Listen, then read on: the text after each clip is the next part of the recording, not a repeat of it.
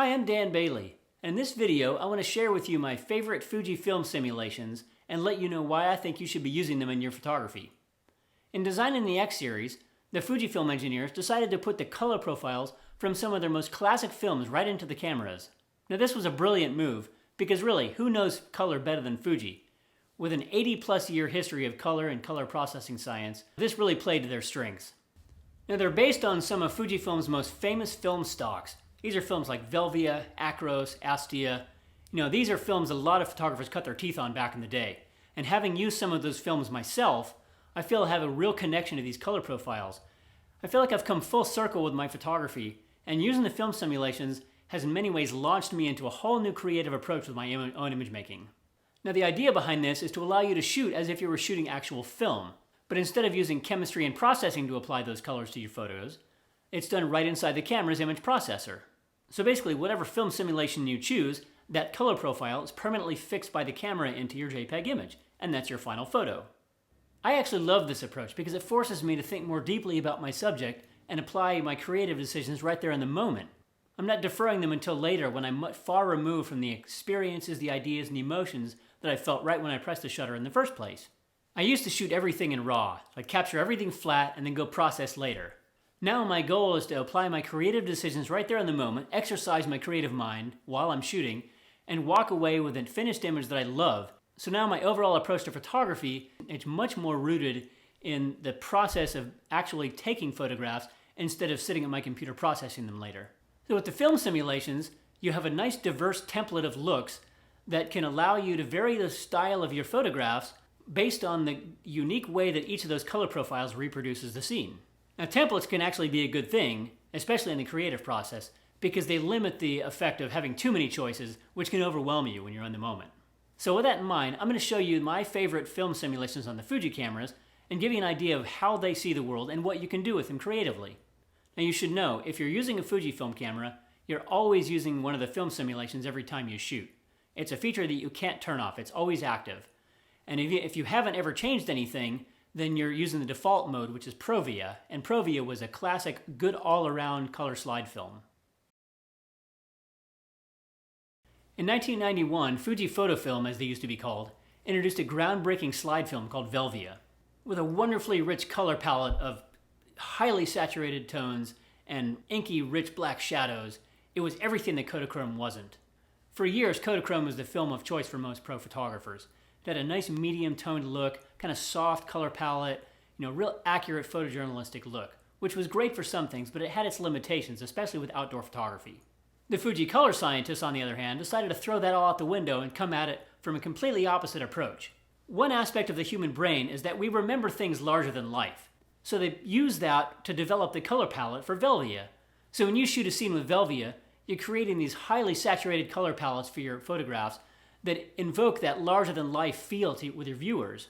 Now, outdoor photographers loved and embraced Velvia right from the start. Seemingly overnight, it overtook Kodachrome as the film of choice for outdoor and landscape shooters. So I love Velvia, and I've been using it for years. I shot the original film since 1993. I feel like those bold, brilliant colors are part of my creative process. They were integral to my creative development and growth as a photographer and an artist. I use it for just about anything.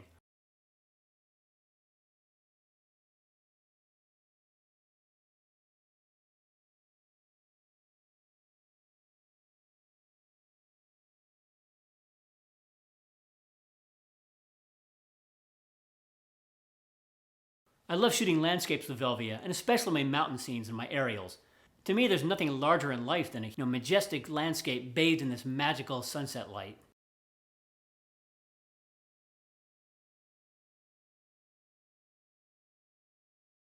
You can shoot a lot of different subject matter with Velvia and get great results. It does have its limitations though. Velvia is not always the best film simulation to shoot portraits, especially with people who have darker skin. It's not the best choice for shooting under cloudy days. The increased contrast tends to block up and you'll get just kind of dark foregrounds and kind of blown out skies. For general photography, nature, landscapes, adventure, travel, it can give you brilliant, beautiful results. So I encourage you to try it out.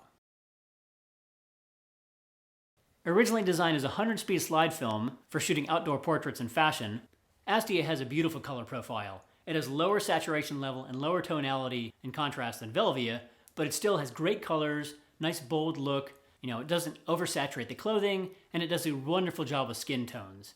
It's also great for shooting on cloudy days because it doesn't block up like Velvia does. It'll bring out the details of your foreground without blowing out the sky. So Asti is a really good all-around film for shooting just about any kind of subject matter. So if you want great colors, nice level of contrast, but not over the top, then Asti is a great choice.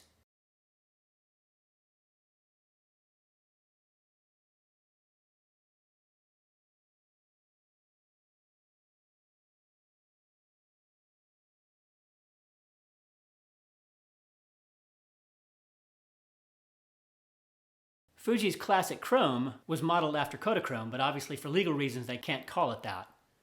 Kodachrome was a beautiful film, and as I said, it was the standard for many photographers for decades.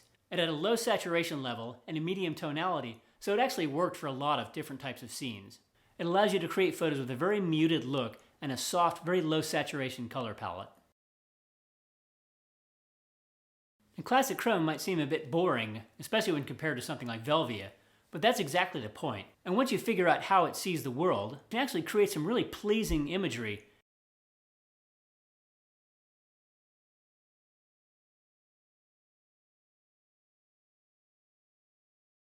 Sometimes it's almost like shooting in monochrome, but in color. The tonality of classic chrome is pretty interesting too. It has higher contrast in the shadows, but less contrast in the highlights. This actually makes it really good for shooting under overcast skies because it won't block up that foreground like Velvia does. Your shadows still retain a nice level of richness, but your highlights won't blow out. And this is really useful. You can use this to your advantage in a wide variety of situations. So when you want your photo to be about the subject and the story and not necessarily about the colors, then classic chrome can be a great choice. It works so well because it allows your viewer to focus on the content of your image, the actual story you're trying to tell with the subject matter of your photo, instead of being distracted by kind of the extraneous stuff like the color and the brilliant light. So in some ways, classic chrome is like Velvia in total reverse, but sometimes that's exactly the look you're going for. Classic chrome is great for portraits, environmental portraits, it's great for photojournalism, street photography, and I even love it for travel photography and landscapes. It just allows me to pull those tones back and tell a different story than something like Velvia would do to my scene. The two Pro Neg film simulations are based on Fuji's print film that was designed for portraits and weddings. The Pro Neg High has a little more contrast and tonality. On the other hand, the Pro Neg Standard has the least tonality of all the simulations we've talked about. It has the least amount of contrast, so in a sense it's like pulling everything back, but it pulls back evenly. Where classic chrome has more tonality in the shadows, that Pro Neg Standard pulls everything back, so your shadows are pretty light. And you even pull the saturation back, but you'll still retain the characteristics of those Fuji colors, which are great for skin tones and clothing and a variety of other scenes like landscapes and travel.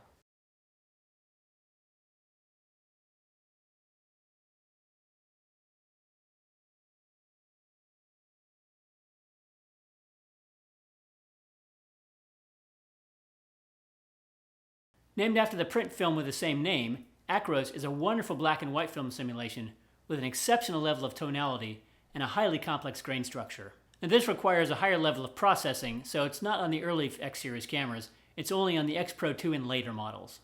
With a tonality curve that's able to hold detail in both the shadows and the highlights, it produces an incredible level of fine gradation across all the tones in the spectrum, and it produces image with an extraordinary amount of depth.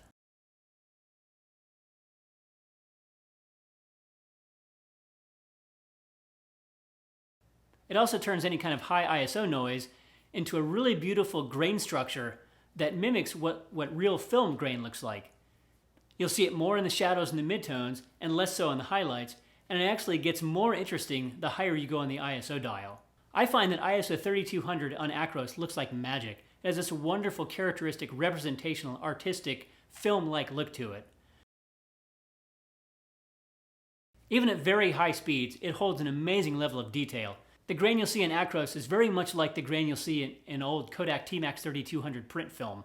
It's very rich, it's hard, it's gritty, but has a very characteristic, really cool look to it. I know there's a lot of shooters out there who shy away from grain and noise of any kind, but as I like to say, grain is not the enemy. The enemy is failing to recognize that what counts in photography is compelling subject matter, beautiful light, and the right moment. So these are my favorite film simulations on the Fuji cameras, but I actually use all of them, and I encourage you to do so as well. Experiment with these color palettes, experiment with these different looks, and see what each one inspires in your photography. Get to know them all, and learn how each one sees and reproduces the world in a different way and responds to the light. If you're a Fuji shooter, I encourage you strongly to make use of these filming simulations and bring them into your style as an integral part of your photography. As I mentioned in the beginning of this talk, I feel like the film simulations have given me an incredibly rich template that I can use to explore my photography in different ways and expand my creativity. And yes, there is some limitation, especially if you're just shooting JPEG. You may not be able to show all the details, and if you're not shooting RAW, you won't be able to process all of your tones. But you know what? That's not a big deal. Nothing says you have to show everything in photography. The art of photography is not about reproducing everything exactly. Photography is about abbreviating your scenes, showing a slice of the world that excites you and fires up your passion, and then communicating those ideas to your viewer and engaging their brains to come in and imagine the rest of the scene and piece together the rest of the story in their minds. If you give somebody everything right off the bat, they have nothing to work with. And if you don't engage the brains of your viewer, or your own for that matter, your photography is going to fall flat. It's going to be less inspiring than it possibly could be. Thanks very much for watching this video. I hope you found it helpful. If you're a Fuji shooter, I highly encourage you to check out my best-selling ebook, X Series Unlimited. This is a 300-plus page ebook that tells you everything you need to know about how to get the most from your Fuji. It's become the essential guide for Fuji shooters all over the world.